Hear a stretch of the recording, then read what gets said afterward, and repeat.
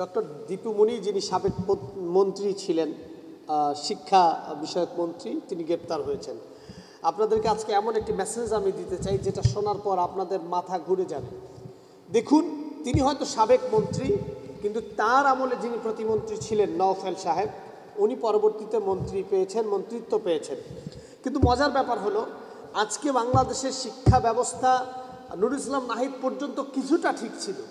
নুরুল ইসলাম নাহিদের পরে শিক্ষা ব্যবস্থাকে ধ্বংস করে দেওয়ার জন্য যতগুলো সিস্টেম সেটা এরা করেছে, এই দুই মন্ত্রী আর প্রতিমন্ত্রী করেছে। লক্ষ হাজার, আমি আগেও আপনাদেরকে অনেকবার বলেছি, লক্ষ হাজার কোটি টাকা দুর্নীতি হয়েছে এখানে। শুধু শিক্ষা ব্যবস্থায় কারিকুলাম নামক একটি ধ্বংসাত্মক শিক্ষা ব্যবস্থা। যেমন আমি আপনাদেরকে বলেছিলাম, আপনাদের মনে আছে কিনা, যে নির্দিষ্ট একটি দেশের পরীক্ষামূলক শিক্ষা ব্যবস্থা ওই দেশে চালু করবে কিনা, সেই শিক্ষা ব্যবস্থার একটা পরীক্ষামূলক সম্প্রচার আমার দেশে চালু হয়েছিল। বিনিময়ে দেওয়া হয়েছিল হাজার হাজার লক্ষ কোটি টাকা।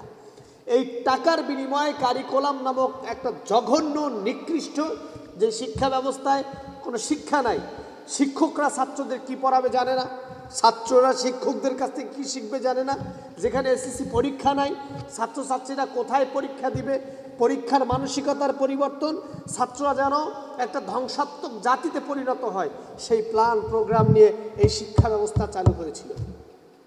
ফেরাউনের নাম আপনারা শুনেছেন।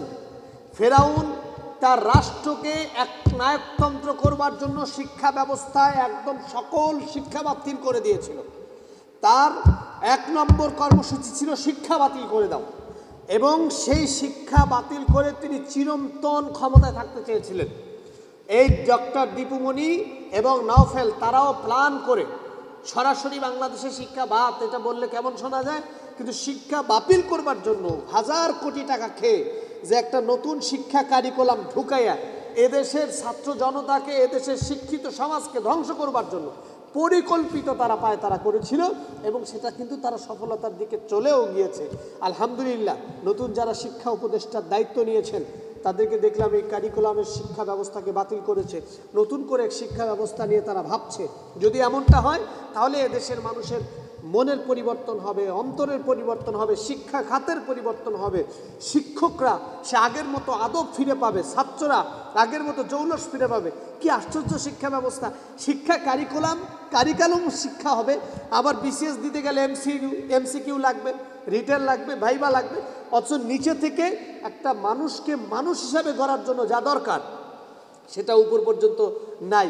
তার মানে হচ্ছে যারা মেধা সমাজ তারা ওখানে গিয়ে বিসিএস ক্যাডার হবে না, নির্দিষ্ট ব্যক্তিদেরকে বিসিএস ক্যাডার করে একটি নতুন নাটক করে আমার দেশের শিক্ষা ব্যবস্থা যারা ধ্বংস করতে চেয়েছিল, সেই ডক্টর দীপু মনি সাহেব ইতিমধ্যে গ্রেপ্তার হয়েছেন।